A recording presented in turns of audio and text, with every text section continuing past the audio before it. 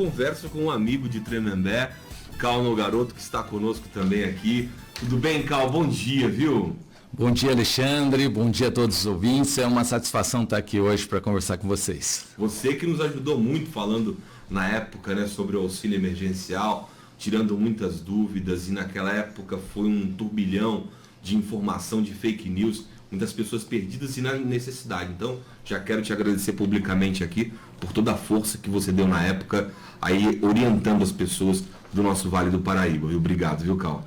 Sim, Alexandre, foi um trabalho grande. Nós tivemos, participamos aqui várias vezes no sentido de ajudar as pessoas ali, a fazer aquele processo e conseguir passar ali a fase da pandemia de uma forma menos dolorosa.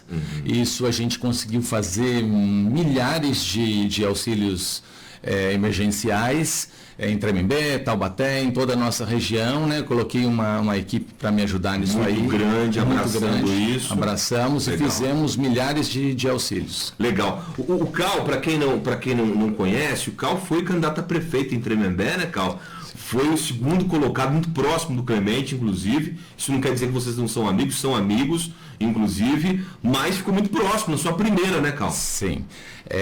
Nós ficamos na segunda colocação, com uma diferença de apenas 1.600 votos. O Clemente é um grande amigo, já é um amigo pessoal, de antes da política, e foi muito bom. Não deu para a gente chegar, não deu para a gente colocar os projetos diretamente, mas ele está fazendo uma gestão, na minha opinião, uma gestão muito boa. A gente faz. Tem que torcer, né? Sim, tem que torcer, tem que estar junto. Eu me coloco à disposição sempre dele, enfim, a gente está sempre juntos e estou gostando muito desse trabalho. Legal, e além disso, Cal, ele é auditor fiscal da Receita Federal. Por que eu coloquei o vídeo da Lava Jato?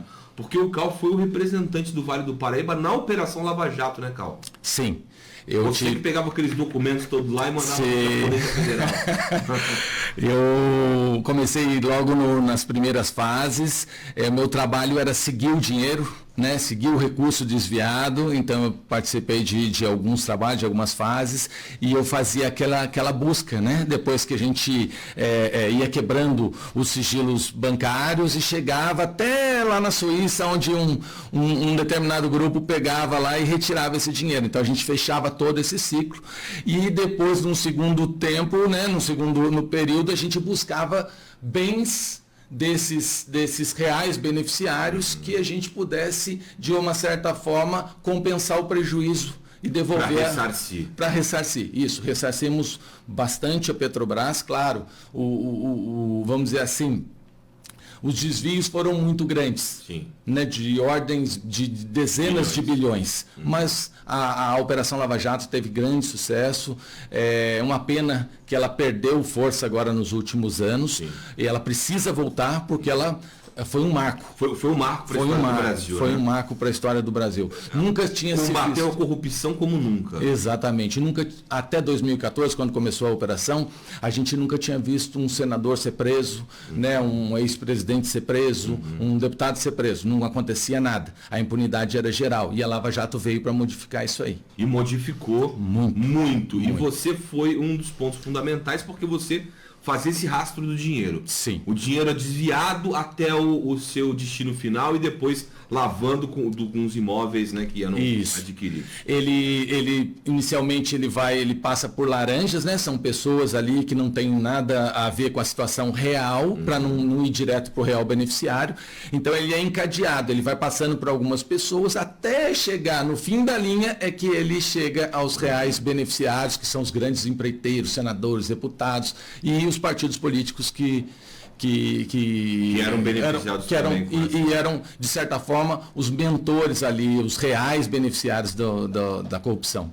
Cal, e aí que surgiu a vontade de você ir para a vida pública, de tentar, quando você se viu ali falando, olha, eu tenho um caminho e esse é o caminho que eu quero trilhar? Sim, eu até 2018 eu não tinha, não era... Pretensões. Não tinha pretensão, não era afiliado a partido político nenhum, mas quando a gente viu um sistema todo corrompido, viciado, com anulações que nós estamos vendo, várias delas aí, assim, injustificadas, a gente, uma equipe nossa ali, falou, a gente precisa entrar lá dentro do Congresso Nacional, que é lá que está o nosso principal problema. As grandes medidas que nós temos hoje para o combate à impunidade, à corrupção, elas estão engavetadas. Estão engavetadas? Elas estão engavetadas há mais de 1000 dias. Ou seja, mais de 3 anos engavetadas e elas vão permanecer. E pior, né? Você não tem perspectiva de que isso vai ser engavetado. Nenhuma. Se a gente não fizer uma mudança grande agora, que nós temos a chance agora em outubro de fazer uma grande mudança, uma grande faxina. Isso vai continuar. Isso vai continuar e nós não... Que medidas são essas, Cal? Por exemplo? Fim do foro privilegiado, ou seja, pessoas graúdas da política serem julgadas em primeira instância como o cidadão comum, né? Todo mundo ser tratado com igualdade perante a lei para todo mundo. Prisão após condenação em segunda instância. Então, foi condenado em primeira instância, em segunda, vai preso e recorre preso. Né? No Brasil, a gente tem 4 instâncias. Terceira, quarta instância. Né? Que ela faz com que a gente tenha uma perda de tempo e chega lá na frente e muitas vezes o crime está prescrito e não acontece nada. É isso que a gente vê. A impunidade no nosso país está num nível alarmante. A gente tem que colocar o crime de corrupção como um crime hediondo, porque ele atenta contra a vida do povo, né? Ele tira recursos da saúde, da educação, a gente vê fila dos hospitais, vê falta de vaga, vê problema de segurança, porque o dinheiro que era para estar ali está no bolso de alguém. Sim. Então, essa pessoa está lesando vidas. E aí, a gente transformando para crime hediondo, esse indivíduo que praticou a corrupção, ele vai responder preso, ele não vai ter benefícios e ele vai ter uma cadeia longa, não o que a gente está vendo hoje, né, de entra pela porta da frente e sai pela de trás, né? Exatamente, né? Impunidade muito forte, né? Exato. E outras tantas medidas que, com esse Congresso que nós temos hoje, se a gente não fizer essa limpeza, essa faxina, a gente não vai aprovar, porque eles não querem que sejam aprovados. Sim. Né? Eles respondem por esses crimes na justiça. Então, ele não vai agir contra si próprio ali. Sim, exatamente. Né? Agora, Cal, falando sobre os ministros também, que é uma coisa muito interessante. Hoje em pauta tem qualquer mesa de jantar, ou mesa de bar, ou conversa de família, né? Essa insatisfação com o Supremo Tribunal Federal, essa forma de escolher ministros hoje. Como é que você vê isso? Sim, isso aí é também uma das medidas que precisa passar pelo Congresso Nacional para que a gente possa mudar os critérios de escolha dos ministros do STF, dos tribunais superiores, dos tribunais de contas, que são cortes que hoje em dia são cortes políticas. Eles deveriam estar fazendo justiça, mas estão fazendo política. Por que eles estão fazendo? Porque os critérios de escolha hoje, a gente deveria partir da seguinte situação. Deveriam ser magistrados, num primeiro momento, que tivesse uma experiência, eu sempre falo desse assunto, eu coloco uma experiência de pelo menos 10 anos de atividade judicante, julgando processos, reputação ilibada, que não tenha vínculo nenhum com o partido político. O próprio Alexandre de Moraes não preencheria esses preencheria. Gilmar Mendes também não preencheria esses Não, é do Ministério Público Federal. O próprio Toffoli é advogado, advogou para o PT há bastante tempo, então tem um vínculo já, né? Uma raiz, isso não podia ter, tinha que haver imparcialidade. E o principal que eu acredito é a oxigenação desse tribunal. A gente tem que renovar. Esse tribunal, os ministros ficam até os 75 anos, ou seja, o camarada entra com 40.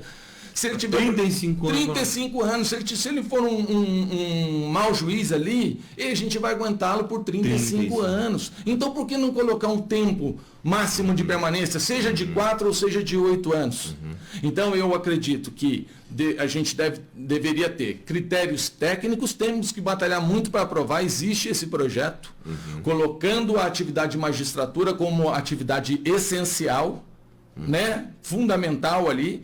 E, principalmente, tempo máximo de permanência. Deu-se o tempo de 4 ou de 8 anos, ele sai e entra um novo indicado. Um novo indicado.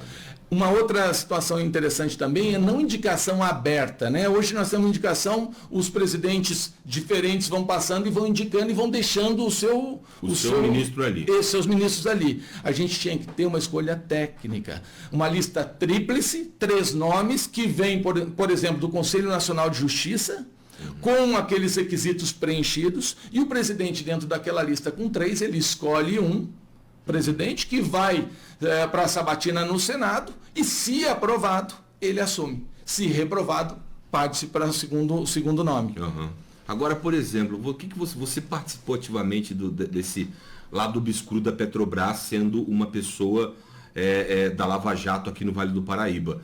Como é que está a Petrobras hoje? A gente vê a Petrobras ruindo, né? Petrobras preocupada em pagar dividendos para os seus acionistas e o povo, infelizmente, sofrendo, a União sofrendo, os estados sofrendo na mão de uma empresa que é nossa e ao mesmo tempo não. Bom, Alexandre, eu tive também a satisfação de trabalhar na Petrobras. Antes de ser auditor da Receita Federal, eu trabalhei por 7 anos na Petrobras. Então, conheço a Petrobras, o seu funcionamento operacional muito bem. A Petrobras só não quebrou nesse processo todo de corrupção porque é uma empresa de petróleo. Porque se ela fosse de qualquer outro ramo, imobiliário, qualquer mineral, é só porque era petróleo, né, de valor vultoso ali, e por isso ela aguentou ser saqueada durante todo esse período. Então ela sofreu muito, ela se desgastou. Ela já foi, no ano que eu entrei, em 2002, ela era a 5ª maior empresa do mundo. Mesmo havendo, já iniciando porque o processo de corrupção ele vem muito de trás. Eu tive participação em algumas fases que foram do governo anterior ao governo petista. Uhum. Então ela já veio e ela teve no governo petista um up na corrupção ali. Então, um inchaço na corrupção. E aquilo tudo puxando, ela se desgastou e ela foi caindo. Agora ela está num processo de reconstrução. O corpo técnico da Petrobras é muito bom. Os engenheiros, os operadores, eles são um corpo de alto nível. Agora, quem comanda... Exatamente. O comando político que é o problema. Uhum. Então, se a gente deixasse esse povo que está lá trabalhar mesmo, como eles sabem tecnicamente, a gente voltaria a ser uma das maiores empresas do mundo. Mas você acha que a privatização é o caminho? Você acha... Eu acho assim. Eu acho que ela é uma empresa muito estratégica. Eu sou a favor das privatizações da grande maioria das estatais. Correio, por exemplo. Por exemplo, sou a favor. Porém, eu sou contra o da Petrobras por ser um mineral muito estratégico no mundo. Sim. Eu acho que ele precisa ficar na mão do Estado por uma questão estratégica. Ela não está ali só para dar lucro, ela tem outros interesses políticos que nos representam. Uhum. Né? Então é muito delicada essa situação. Vamos privatizar, precisa ser muito bem pensado, porque ela é a maior empresa que nós temos no país e ela é uma empresa de petróleo. Sim. Né? Então existe uma política mundial naquilo. Os Estados Unidos seguram as empresas de petróleo deles, os grandes países, a maior parte deles seguram, porque é estratégia. Uhum. Uma vez que ela seja público-privado, que é o caso agora, na sociedade de economia mista, e a União seja a chefona ali, ela tem, né? Vamos segurar, vamos colocar uma política diferente, é preciso mexer no preço do combustível. Se for privado, não mexe. Se for público, na marra mexe. Exato, na marra mexe. Quero agradecer o pessoal que está mandando mensagem também. Nosso amigo José Tadeu, parabéns aí pela entrevista. Né? Tá show, o país precisa de reportagens sérias assim, exatamente, né? Falar o que a população precisa ouvir e como tem que ouvir. E a importância também, como você falou, a eleição está chegando por aí, né? A gente pensar direitinho, muito bem, até um ouvinte no Primeiras Notícias, né, Jéssica? Mandou hoje falando assim, estão debatendo que o Tiririca perdeu o número dele e vai ter que ceder, não quer sair mais. O debate é muito mais profundo, né, Cal? É muito mais. E assim, uma coisa que eu gosto sempre de destacar, Alexandre, a gente que é do Vale do Paraíba, a importância da gente votar consciente e votar, eleger candidatos da nossa região. A gente tem um hábito aqui de sempre votar em candidatos de fora, né? O Vale do Paraíba... O Alexandre Frota teve aqui 1.400 votos. Exatamente, e teve voto em todas as cidades. Uhum. E isso aí prejudica muito a gente. Com o deputado federal aqui, ele tem condições de trazer recursos em grande vulto, né? Um deputado federal, ele traz 6 vezes mais recursos que um deputado estadual. E a gente só tem um representante e temos 2 milhões de votos no Vale do Paraíba. E tantas coisas por fazer. Nossa, teríamos que... Pense bem antes de votar. E tá perguntando aqui o nosso amigo se o Lula fez empréstimo. Você pegou algum documento dele lá com empréstimo consignado? Empréstimo consignado não tinha não, né? Deixa eu ver como é que é o nome do amigo aqui. Não pelo nome dele. Tinha empréstimo, mas não era consignado? Não tinha que devolver o empréstimo. Não tinha. E essa situação... Era um empréstimo doado.